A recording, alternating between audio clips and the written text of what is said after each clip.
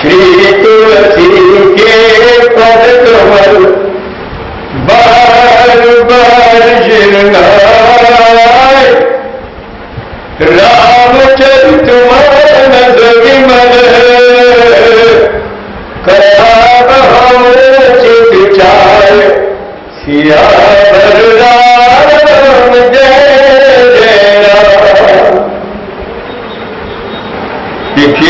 पीछे चल रहा है। जो सुमिरत सिद्धि होई, गणनायक गरिवर वदन, करहु अनुग्रह सोई, बुद्धिराज शुभ सरल। गोस्वामी जी ने रामचरितमानस के इस प्रथम मंगलाचरण सोरठ में रामचरितमानस के सातों कांडों की अभिव्यक्ति की है। जो सुमिरत सिद्धि से बाल कांड की चर्चा करी गई है। कोई गणनायक से अयोध्या कांड की कथा करते हैं, करिवर वदन से अरण्य कांड की कथा कही गई है।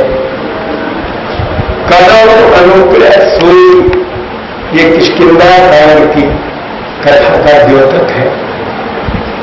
और बुद्धि राशि, ये सुंदर कांड के लिए गोस्वामी जी ने लिखा है। शुभ गुण लंका कांड के लिए तथा सदन शब्द उत्तर कांड की कथा के लिए गोस्वामी जी ने लिखा। हमारी चर्चा लंका कांड भी चल रही है, जिसके लिए गोस्वामी जी ने इस सोरठ में शब्द दिया है शुभ गुण। तो लंका कांड में जितनी भी घटनाएं घटित हो रही हैं, हम उनके अंदर देख रहे हैं कि उनमें कितने शुभ गुण एकत्र होता है। और आज आप देखिए, मंदोदरी रावण को समझाना चाहती है। मंदोदरी राम की परम भक्ता है और वो अपने पति राम महाराज को समझाना चाहती है।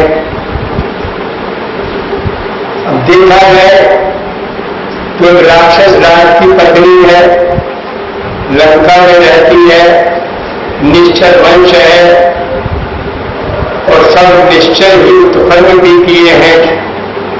लेकिन उसके अंदर कितनी सत विचारधारा है, राजवीर सरकार श्री राम के लिए कितनी वो समर्पित है, कितनी उसकी निष्ठा और श्रद्धा है, ये उनके शब्दों से आपके सामने रख रहे हैं।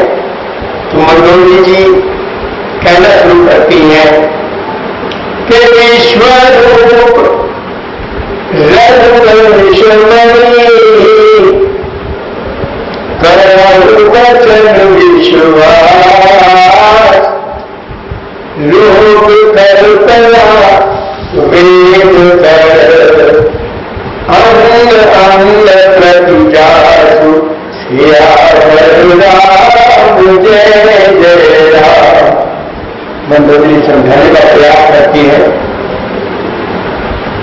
कि ईश्वर रघुवंश हमारे,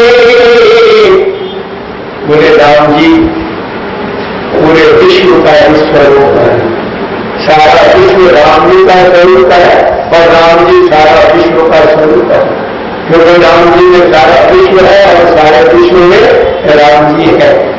इस भाव की अभिव्यक्ति करती हुई कहती है करहु वचन विश्वास, बोले मेरे वचनों का आप विश्वास करिए। लोक कल्पना वेद कर, बोले मेरी बात पर इसलिए विश्वास करो कि मेरी बात की वेद भी पुष्टि करते हैं। लोक कल्पना वेद कर, अंग अंग प्रतिजात, कहते हैं परमात्मा के एक एक अंग में एक एक लोक की कल्पना वेद ने भी की है। और वही बात मैं आपको समझाना चाहती हूँ कि पूरे विश्व का, पूरे ब्रह्मांड का रूप है राजवीर सरकार श्री राम, वेद ने भी ऐसा कहा। और वेद की बात यह है करहु वचन विश्वास। अब स्त्री जाति पर विश्वास करना जरा थोड़ा मुश्किल हो जाता है। और फिर रामचरित मानस में तो प्रज्वलित उदाहरण है, महाराज दशरथ के साथ स्त्री के विश्वासघात ने उनको कहां बचा दिया। कवने अवसर का भय और कहो नारी विश्वास। महाराज दशरथ को कहीं का नहीं छोड़ा, विश्वासघात किया कि अकेले हमारे और महाराज दशरथ की क्या दुर्दशा हुई, ये आप अच्छी तरह परिचित है।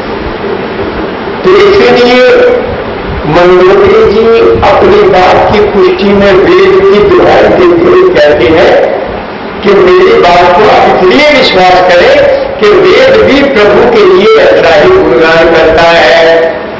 और अगर वास्तव में आप पूछो तो वेद भी असलियत का वर्णन नहीं कर पाता, क्योंकि उस ब्रह्म की असलियत को कोई वर्णन कर ही नहीं सकता। वेद भी नेति नेति और बेअंत बेअंत कहते हैं, अर्थात यथार्थ चित्रण ब्रह्म का कोई नहीं कर सकता। वेद से बस की बात भी नहीं है कि ब्रह्म का चित्रण सही से कर सके, लेकिन फिर भी वेद ने बहुत कुछ किया है, बहुत कुछ बताया है कि आदि अंत। देखो वेद क्या कह रहा है, आदि अंत को जासु न पावा, मति अनुमान निगम यश गावा। बोले ब्रह्म का ना तो आदि का पता है ना अंत का पता है, लेकिन मति अनुमान, अपनी मति के अनुमान के आधार पर वेद ऐसा कहता है। मतलब वेद भी अनुमान लगा सकता है, वेद भी कल्पना करता है परमात्मा की, लेकिन वो छाती ठोक के एक ठोस तरीके से नहीं कह सकता कि जो मैं कह रहा हूं ब्रह्म इतना ही है या ब्रह्म ये भी कुछ है। ये है बात समझने की। तो मति अनुमान निगम यश गावा। गोस्वामी जी कहते हैं कि जितनी वेद में बुद्धि है वो अपनी बुद्धि के अनुमान के आधार पर ऐसा गाता है। तो वेद क्या गाता है उस ब्रह्म के लिए कि बिनु पविचरे सुने बिनु काना, और कर बिनु कर्म करई विधि नाना। तो आनंद रहित सकल रस भोगी, और बिनु वाणी बकता कर जोगी। तो तन बिनु पर नयन बिनु देखा, और गहरी घ्राण बिनु बात अशेषा। अति सब भांति अलौकिक करनी, और महिमा जासु जाए नहीं बरनी। तो तेरी गावई वेद बुध, जाहि धरई मुनि ध्यान। सोई दशरथ सुत भगत हित, कौशलपति भगवान। अब सोचिए,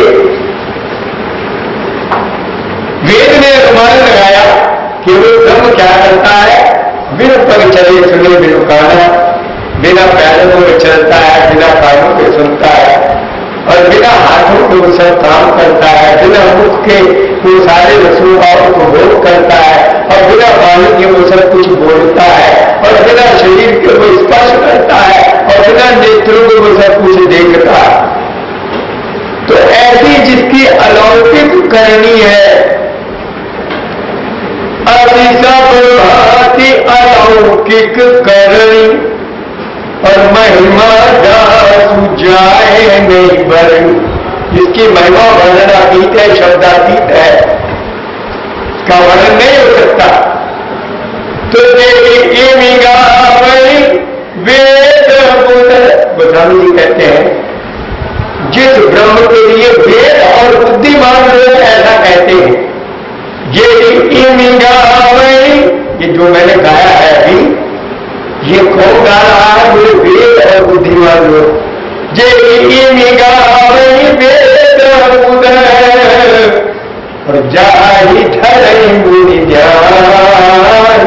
और मुनि महात्मा योगी जति सती जिसका ध्यान लगाते हैं, सोई दशरथ सुत भगत हित, बोले ये कोई दशरथ नंदन राम है जो भक्तों के हित के लिए, सोई दशरथ सुत भगत हित, कौशलपति भगवान। भाग्य उदाहरण ऐसा दे दिया गया कि जिससे रावण अच्छी तरह से समझ ले, दशरथ सुत की बात भी उसी में आ गई, और ये दशरथ नंदन राजकुमार राम जी और लक्ष्मण जी हैं, और वही कह दिया गया कि वही दशरथ के पुत्र ही हैं। भक्तों के कारण उन्होंने बड़ा अवतार धारण किया है, और कौशलपति भगवान, और आज वो अवध नरेश बने हुए हैं। बाकी है वो साक्षात परमात्मा परमेश्वर, एक अखंड ब्रह्मांड नायक सच्चिदानंद। तो भाव कहने का क्या है, तो राम जी के बारे में मंदोदरी अपने पति देव को इसलिए सुनाना चाहती है, समझाना चाहती है कि शायद मेरे पति देव के मन में भगवान की इस महिमा का और इस प्रभाव का, इस प्रताप का कुछ प्रकाश उसके हृदय में हो जाए, तो हो सकता है कि इसका विनाश रुक जाए, क्योंकि वो देख चुकी है कि विनाश कार्य विपरीत बुद्धि। वो जानती है, हर समय उसने समझाने का प्रयास किया है, और रावण ने हर समय उसकी बात को टाल मटोल कर दिया है। तो मंदोदरी तो अपने मन में समझती है कि जिस समय आदमी का अंतिम समय आ जाता है, निकट काल जे याद साई ते भ्रम हो तुम्हारे नैन। मंदोदरी ने कहा कि पतिदेव, जिसका काल नजदीक आ जाता है उसको तुम्हारी तरह से भ्रम हो जाता है, क्योंकि काल का हो गई दंड न मारा, हरई धर्म बल बुद्धि विचारा। बोले काल किसी को डंडे से मारने नहीं आता, बस उसकी धार्मिक बुद्धि का हरण कर लेता है। और जब उसकी वेद विरुद्ध बुद्धि हो जाती है, अनिष्टकारी बुद्धि हो जाती है, वो उल्टे उल्टे काम करता है, अपने आप नाश को प्राप्त हो जाता है। बोले काल तो ये करता है, वो आपकी बुद्धि को ही खराब कर देता है, प्रेरित कर देता है। तो बात कहने का क्या है कि मंदोदरी समझाने का प्रयास करती है कि राम जी की महिमा को जान लो, पति समझ लो कि राम स्वरूप तुम्हारे। ऋषि वाल्मीकि जी कह रहे, जब हमारे राजन सरकार श्री राम वन में वाल्मीकि ऋषि के आश्रम पर पहुंचे हैं, तो वाल्मीकि जी ने प्रभु की वंदना और प्रार्थना की है, और इन शब्दों के साथ की है कि राम स्वरूप तुम्हारे, वचन अगोचर बुद्धि पर, अविगत अकथ अपार, नेति नेति नित निगम कह। ऋषि कहते हैं, हे राम जी, जो आपका स्वरूप है ये क्या है? वचन अगोचर, वाणी से इंद्रियों से परे है, और बुद्धि पर, और बुद्धि से परे है। मनातीत है, इंद्रियातीत है, बुद्धितीत है। बोले ये इसको नहीं समझ सकते।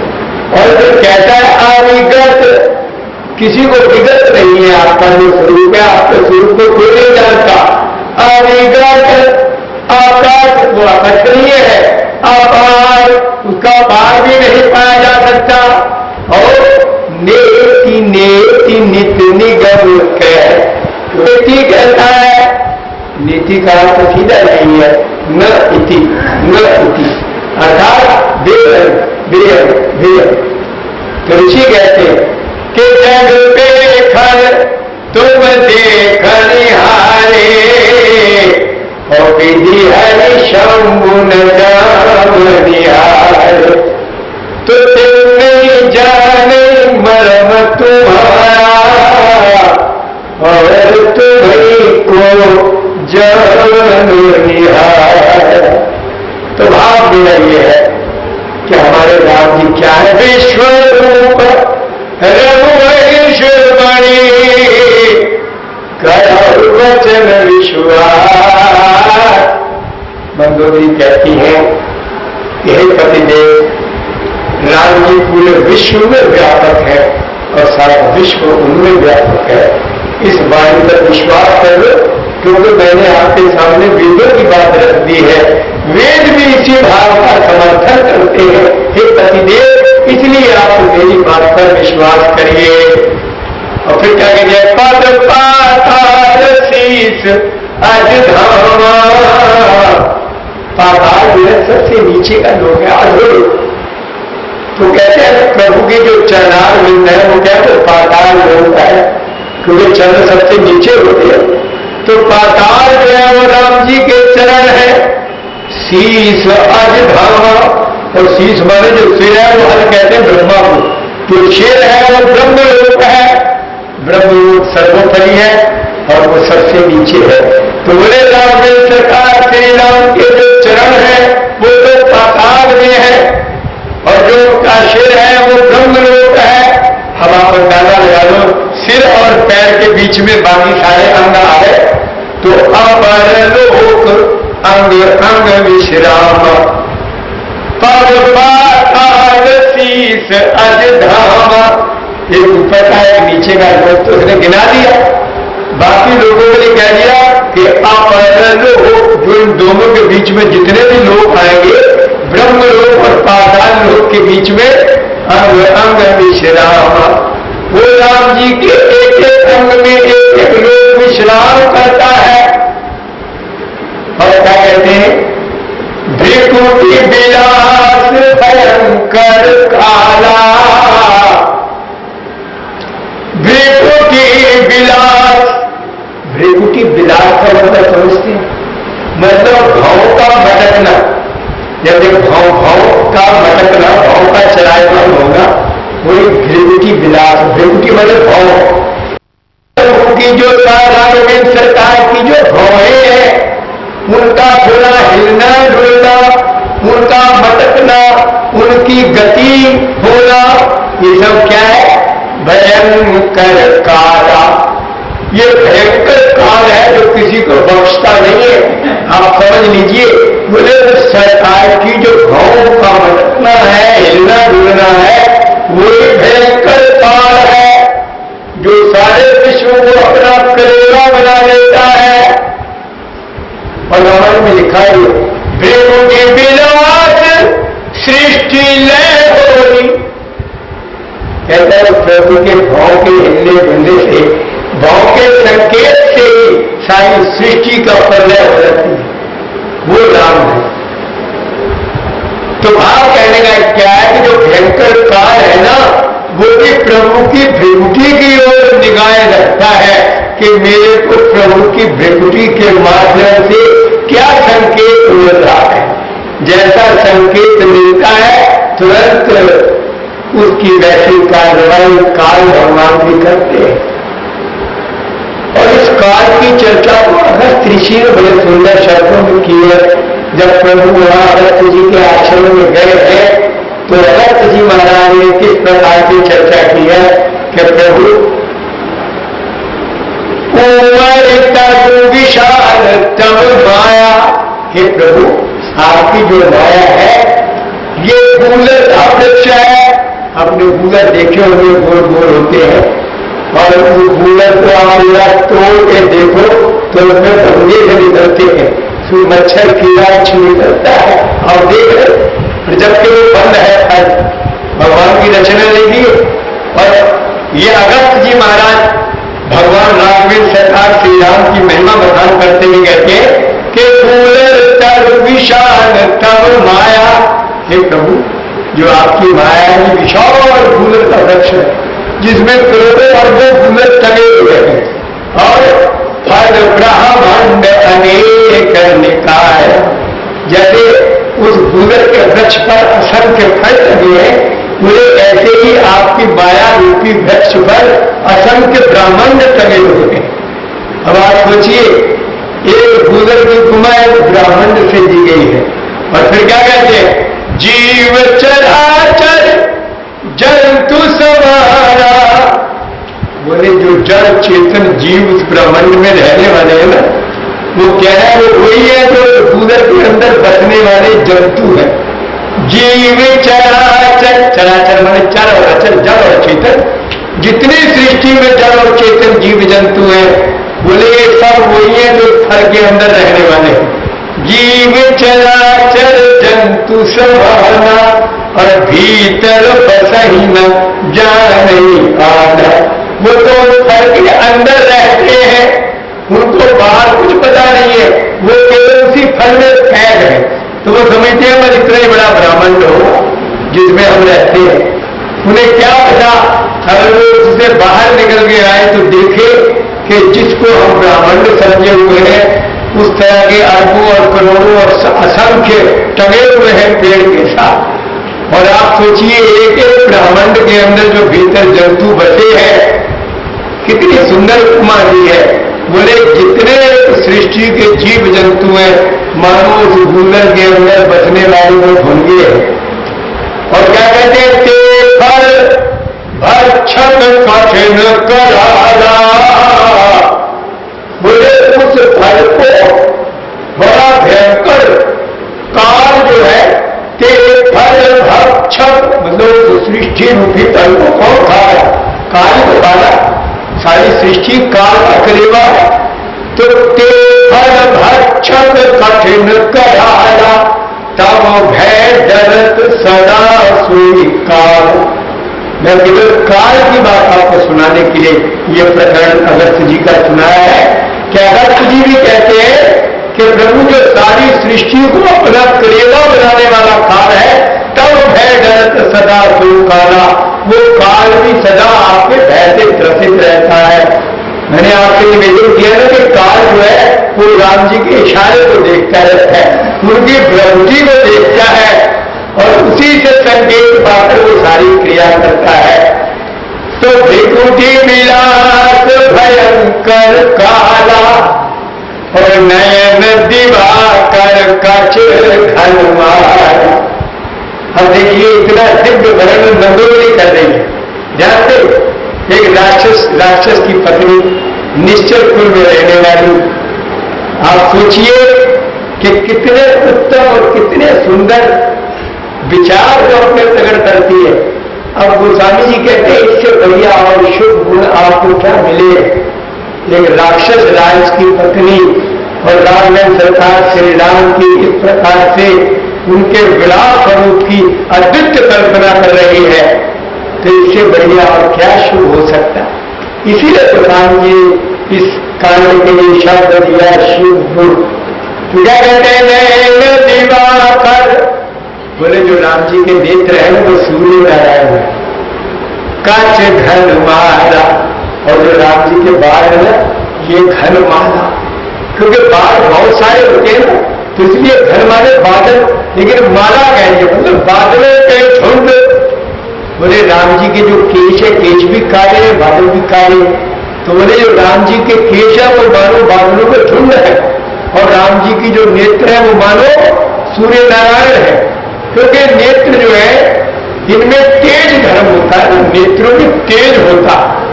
तब शिव तीसर नयन उभारा और चितवत काम भयो जय छाड़। तो नेत्र में तेज होता है। शंकर भगवान ने अपना नेत्र बोला तो काम जल के भस्म होंगे। तो चूंकि तेज धर्म का वर्णन करना चाहते हैं, इसलिए कहते हैं कि सूर्य नारायण से ज्यादा तेजवान तो कोई नहीं है। और एक बात आप और समझ ले, हमारी इंद्रियों के देवता जो है उस ब्रह्म की वो इंद्रियां है, खूब समझ लो। हमारी आंखों के देवता है सूर्य, हमारे मुख के देवता है अग्नि, हमारी नासिका के देवता है अश्विनी कुमार। आप समझ रहे? तो ये जो हमारी इंद्रियों के देवता है, हमारी जिह्वा के देवता है वरुण जी। तो भगवान की मानो वही इंद्रियां है। अब हमारी आंखों के देवता सूर्य नारायण है, तो राम जी की आंखें ही सूर्य नारायण है। तो नयन दिवाकर, तो क्लियर कर दिया, नेत्र जो है तो दिवाकर माने सूर्य है। और कच घन माला, और भगवान के जो केश है ये बादलों का समूह है। और क्या कहते हैं, जादू घ्राण, घ्राण मान नासिका, जादू घ्राण अश्विनी कुमारा निशियम दिविश निमेश अपार। कहते जादू घ्राण अश्विनी कुमारा, क्योंकि हमारी नासिका के जो देवता है ये अश्विनी कुमार है। और कहते हैं कि राम जी की जो घ्राण है ना, नासिका है, वो साक्षात अश्विनी कुमार है। और निशियम दिवस, बोले ये जो जगत में दिन होता है रात होती है, दिन होता है रात होती है, ये सब क्या है, बोले मानो ये प्रभु के निमेश है। निमेश बने पलक झपकना, जैसे हमारी आंखें कभी झपकती है, कभी बंद होती है, कभी खुलती है, तो बोले ये दिन और रात जो होते हैं ये उस ब्रह्म के निमेश है। निमेश बने पलक झपकना, ये पलकें हैं जो कभी गिरती है, कभी उठती है, कभी गिरती है, कभी उठती है। ऐसा मंदोदरी जी दिव्य चित्रण करते हैं। और क्या कहते हैं, श्रवण दिशा 10, ये जो 10 दिशाएं हैं ये क्या है, ये भगवान के कान है। श्रवण दिशा 10 वेद बखाने, बोले वेद ऐसा वर्णन करता है कि जो 10 दिशाएं हैं ये उस ब्रह्म के श्रवण इंद्री है। तो श्रवण दिशा 10 वेद बखान मारुत श्वास, मारुत माने हवा, हवा चलती है, ये उस ब्रह्म का श्वास है। मारुत श्वास और निगम निज वाणी, निगम माने वेद, बोले वेद उस राम की वाणी है। हवा जो चल रही है ये उस राम का श्वास है। 10 दिशाएं जो है ये राम की श्रवण इंद्रिय है। और क्या कहते हैं, आधार लोभ, बोले जो राम जी के होंठ है ना, ओष्ठ, ये क्या है, मालूम ये लोभ है। आधार लोभ और जम दसन कराला, जम कराला भयंकर यमराज कौन है, दसन, दसन माने दांत। भगवान के जो दांत है ये भयंकर यमराज है। और भगवान के जो वृक्ष है ये लोभ है। अगर लोभ जम दसन कराला माया हास, भगवान का जो हंसना है ना, भगवान का जो मुस्कुराना है ना, यही माया है। बस अरे भगवान ने मुस्कुरा दिया तो समझ लो माया आ गई तुम्हारे ऊपर। भगवान का मुस्कुराना ही माया का स्वरूप है। माया हास बाहु दिगपाला, कहते हैं भगवान की जो मुस्कुराहट है वो साक्षात माया है। और जितने दिक्पाल हैं, 10 दिशाओं में 10 दिक्पाल है। दिक्पाल माने जो दिशाओं के स्वामी है, तो ये इनको दिक्पाल कहा जाता। ये क्या है, ये बाहु, माया हास बाहु दिक्पाला। अरे जितने दिक्पाल हैं, जितने दिशाओं के ये स्वामी हैं, ये सब भगवान की भुजाएं हैं। और फिर क्या कहते हैं, आनंद अनल, आनंद माने भगवान का जो मुख है क्या, आनंद माने आग। देखिए भगवान के 2 मुख कहे जाते हैं, एक ब्राह्मण भी भगवान का मुख है और एक अग्नि भी भगवान का मुख है, ये दोनों भगवान के मुख है। ऐसा वेद में वर्णन मिलता है। इसीलिए कहते हैं अगर आप भगवान को कुछ खिलाना चाहते हो तो पहले तो आप ब्राह्मण यदि कोई मिलता है तो आप उसकी सेवा करें, और यदि ब्राह्मण नहीं मिल पाता सहयोग से तो आप फिर कोई हवन यज्ञ के माध्यम से जो अग्नि में आप देखते हैं वो भगवान का ही साक्षात मुख है।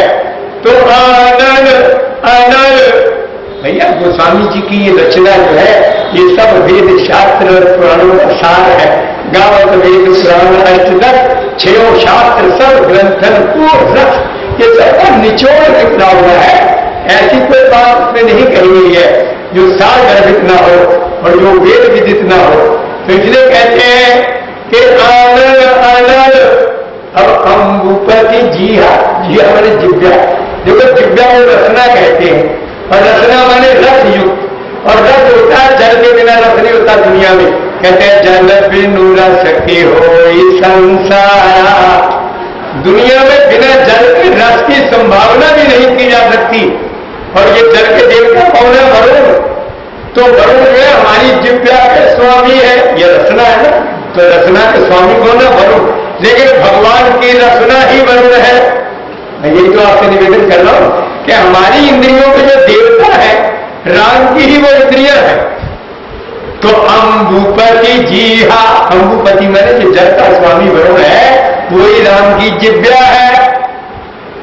और उत्पत्ति पालन प्रलय समीहा, वैसे तो वो प्रभु निश्चेष्ट है, वो भगवान कुछ करता धरता नहीं है, वो ब्रह्म कुछ नहीं करता है, लेकिन सब कुछ वही कर रहा है। उत्पत्ति करता है सृष्टि की, पालन करता है सृष्टि का, और संहार करता है।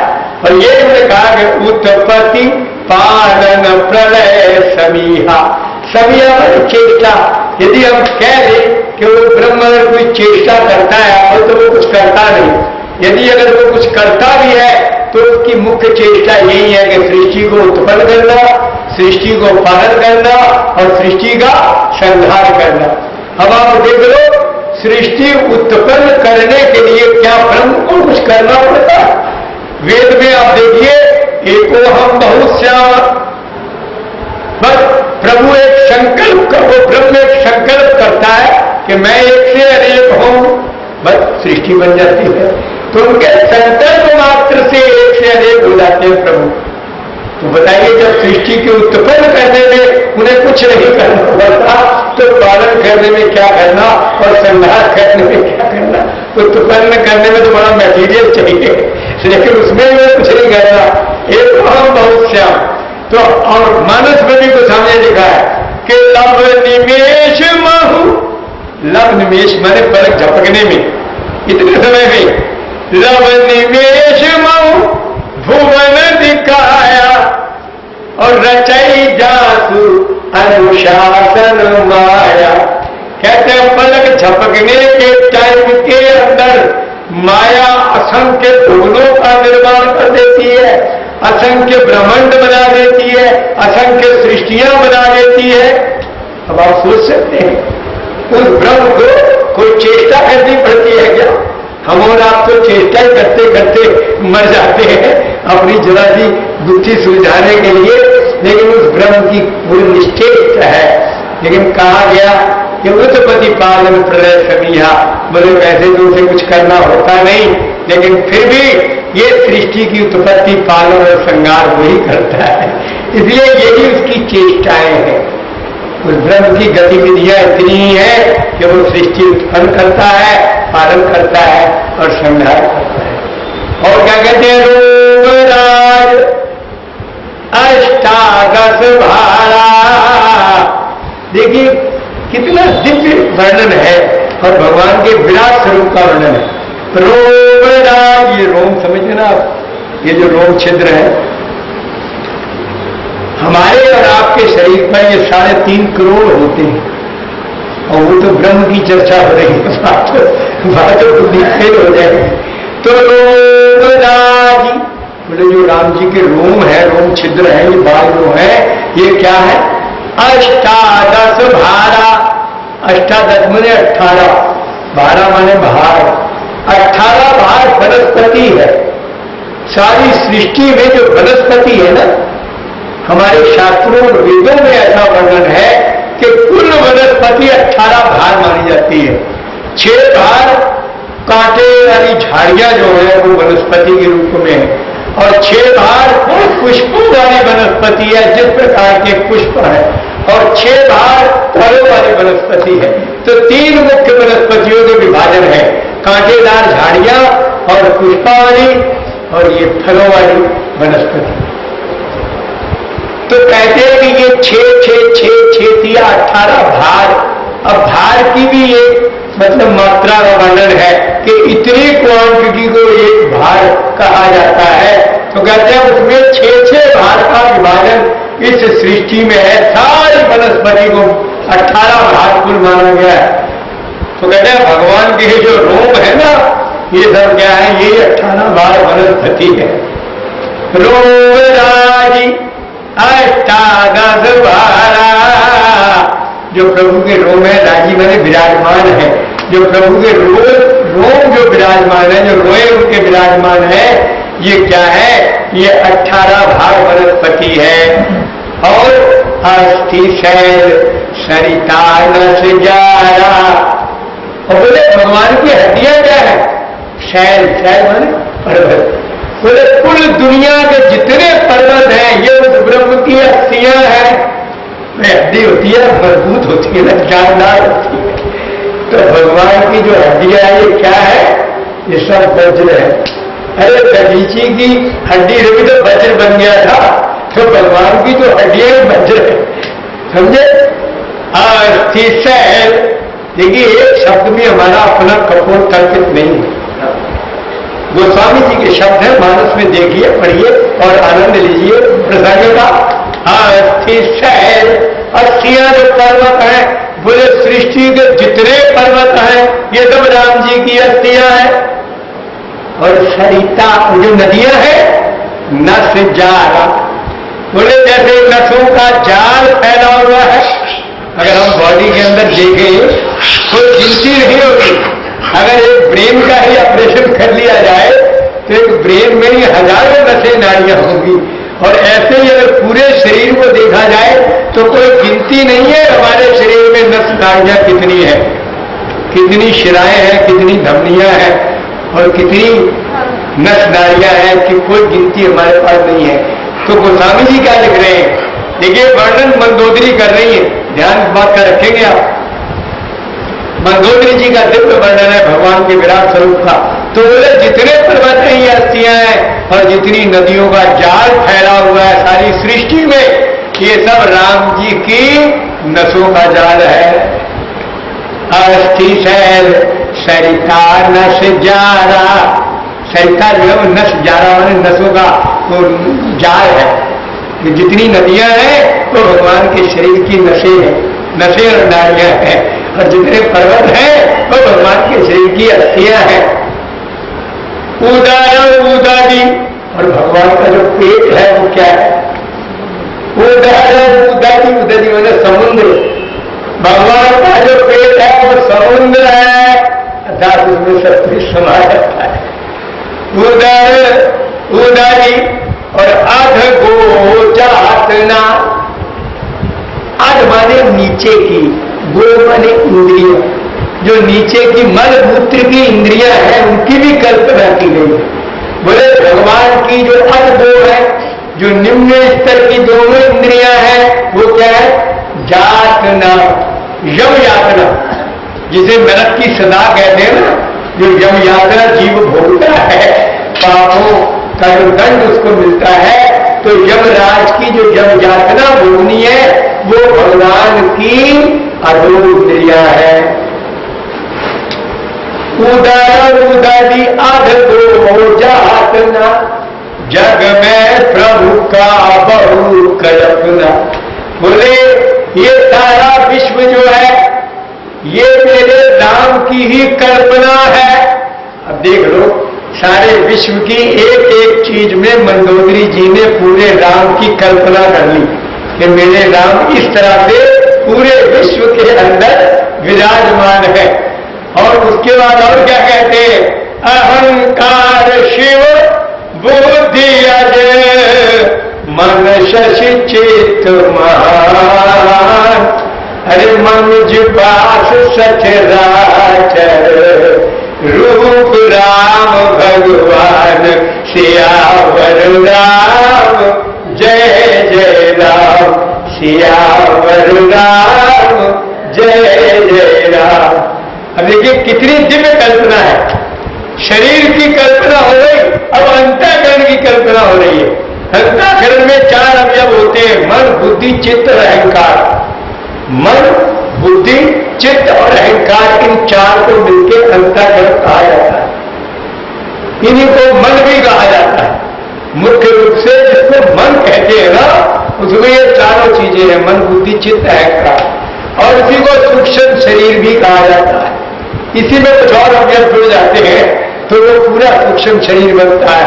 लेकिन मुख्य रूप से हम आपको बता रहे हैं मन बुद्धि चित्त अहंकार, और कितना दिव्य विवेचन किया मनोहरी जी ने कि अहंकार शिव, जो शिव है वो अहंकार है, भगवान का अहंकार कौन है? शंकर। अहंकार शिव बुद्धि आज मन ब्रह्मा, भगवान की बुद्धि कौन है? ब्रह्मा। अहंकार कौन है? शिव जी। मन शशि, मन है चंद्रमा, और चित्त महान, महान है विष्णु। भगवान का जो चित्त है वो तो विष्णु जी है, और भगवान का मन जो है वो चंद्रमा है, भगवान की बुद्धि जो ब्रह्मा है, भगवान का अहंकार जो है वो शंकर है। इन चार की कल्पना भी हो। अहंकार शिव बुद्धि अज मन शशि चित्त महान, मनुज बास सचराचर रूप राम भगवान। बोले मनुज बास सचराचर, ये जितने जड़ चेतन मनुष्य जो भी प्राणी इस जगत में है, उन सब में भगवान का जो वास है, उन सब में जो निवास है वही राम रूप, वही राम जी का रूप है। मतलब राम जी का रूप क्या है? सारे प्राणी मात्र का रूप जो इस सृष्टि में दृष्टिगोचर होता है वो मेरे राम जी का ही रूप है। सिया राम में वही मतलब है, सारा विश्व जो है राम जी का रूप है। सिया राम में सब जग जानी, करहु प्रणाम जोड़ी जुग पानी। बुधन में जड़ चेतन जग जीव जग, सकल राम में जानी। अरे बंदौ सबके पद कमल, सदा जोड़ी जुग पानी। सियावर राम जय जय राम। भाव ये है, मंदोदरी जी वर्णन करती है, इतनी लंबी चौड़ी महिमा इसलिए सुनाई गई कि शायद राघवेंद्र सरकार श्री राम की इतनी दिव्य अनुपम महिमा को सुनने के बाद हमारे पतिदेव महाराज की खोपड़ी में कुछ महिमा बच जाए तो हो सकता है कि ये उनके भक्त बन जाए, और भक्त बनने के साथ साथ क्या होगा? इनका विनाश रुक जाएगा, इनका विनाश नहीं होगा। ये भावना है मंदोदरी जी की। और अंत में क्या कह रही है? अस विचार सुनो प्राणपति, प्रभु सन वैर बिहाय। प्रीति करौ रघुवीर पद, मम अहि बात न जाय। सियावर राम जय जय राम। कहते अस विचार सुनो प्राणपति, हे पतिदेव, हे प्राणनाथ, इस बात को विचार कर लो जो मैंने आपको सुनाई है।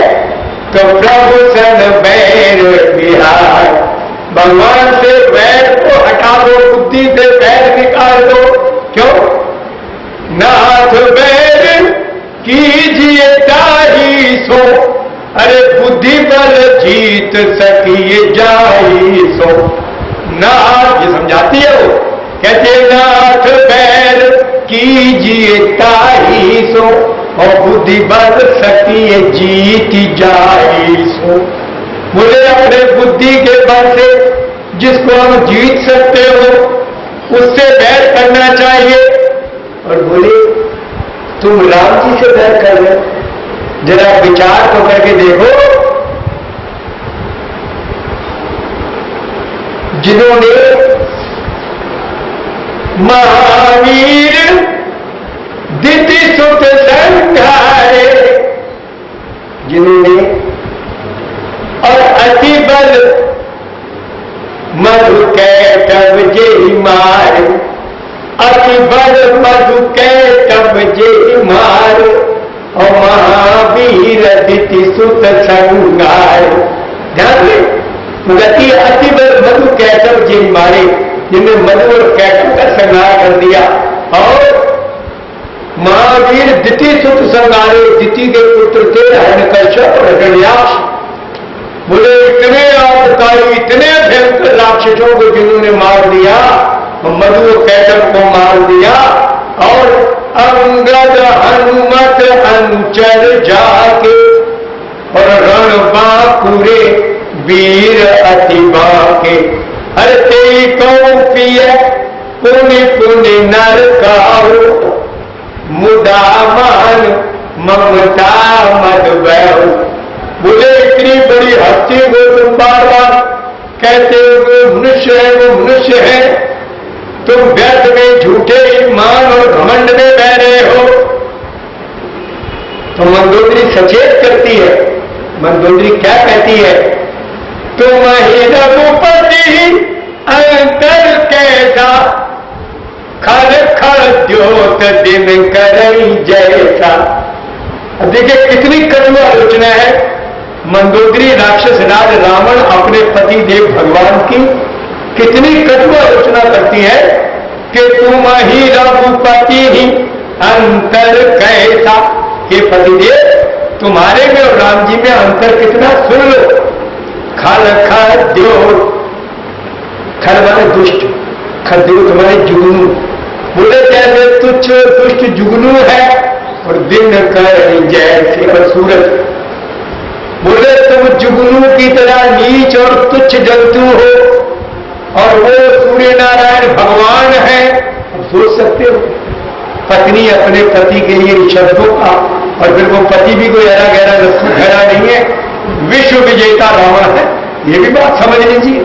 हाँ, और कितनी जरूरत है मंदोदरी जी की।